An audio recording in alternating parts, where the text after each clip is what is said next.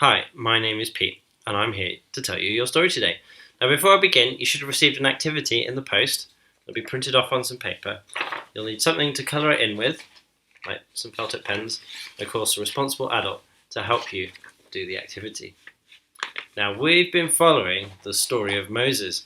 Now, I think you saw last week the Israelites had crossed the Red Sea, and now they were walking through the desert with Moses. And here's Moses. You'll just have to imagine this is his staff. I know it's a hairbrush. Now, they've been walking for a very long time. And like you, after you've been walking for a very long time, they were tired and they were hungry. And they started to grumble.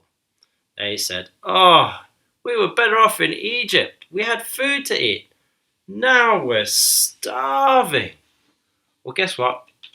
God was listening. And that night, he sent some birds called quail into the camp. Here you go. Here's our little birds for quail.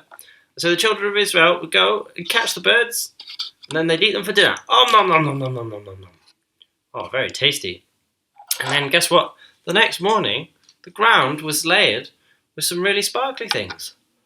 Different colours. Here they are. All different. And I guess they tasted a bit like honey.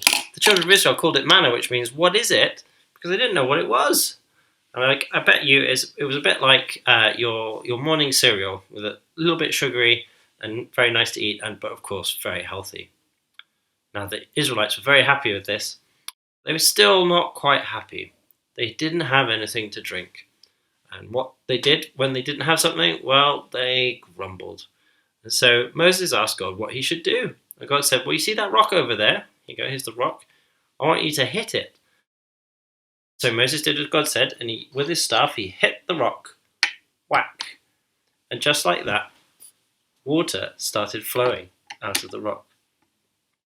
During their time in the desert, the Israelites didn't have to go without food and without water because God was looking after them.